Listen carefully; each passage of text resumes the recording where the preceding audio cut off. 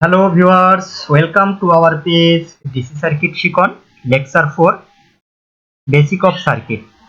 আজকে আমরা যে বিষয়টি নিয়ে আলোচনা করব সেটি হচ্ছে কারেন্ট ডিভিশন। চলুন তাহলে দেরি না করে শুরু করা যাক। কারেন্ট ডিভিশন ভিডিওতে আমরা একটি চিত্র দেখতে পাচ্ছি, এটি একটি সার্কিটের চিত্র। সার্কিটটিতে একটি কারেন্ট সোর্সের সাথে দুইটি রেজিস্টর R1 R2 প্যারালালি সংযোগ করা আছে। উক্ত সার্কিটে current source I total current, R1 এর মধ্য দিয়ে প্রবাহিত কারেন্ট I1, R2 এর মধ্য দিয়ে প্রবাহিত কারেন্ট I2।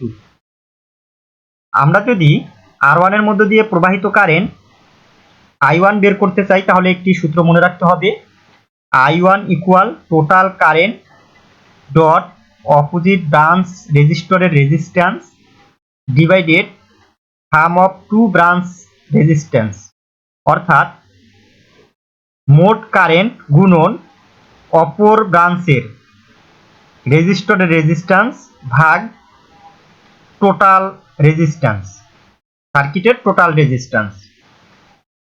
তাহলে আমরা মানগুলো বসিয়ে দিই। I1 ইকুয়াল 10, সার্কিটে I এর মান 10 এম্পিয়ার দেওয়া আছে, এটি টোটাল কারেন্ট 10 গুণন, আমরা যেহেতু R1 এর মধ্য দিয়ে প্রবাহিত কারেন্ট বের করব তাহলে R1 এর অপর ব্রাঞ্চ হচ্ছে R2, অর্থাৎ R2 এর রেজিস্ট্যান্স 30 ওহম গুণন 30 ভাগ টোটাল রেজিস্ট্যান্স। সার্কিটটিতে দুইটি মাত্র রেজিস্টর আছে, রেজিস্টর দুইটির রেজিস্ট্যান্সের যোগফল অর্থাৎ 20 যোগ 30। আমরা ক্যালকুলেশন করলে পাই I1 ইকুয়াল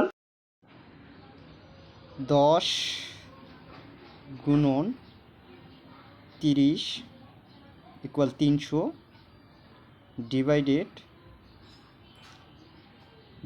20 যোগ 30 50, তাহলে 300 ভাগ 50।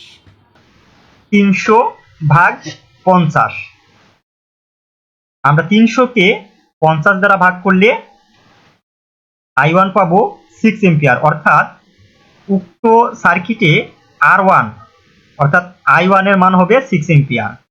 আমরা এবারে একটি ছবি দেখতে পাচ্ছি, এই ছবিটি হচ্ছে একটি IGBT ছবি। এটি 3টি টার্মিনাল আছে। IGBT মূলত হচ্ছে ইনসুলেটেড গেট বাইপোলার ট্রানজিস্টর, এটি ট্রানজিস্টরের মতো কাজ করে। এর 3টি টার্মিনাল আছে, প্রথমটি হচ্ছে গেট, দ্বিতীয়টি হচ্ছে কালেক্টর, তৃতীয়টি হচ্ছে ইমিটার। Thanks for watching.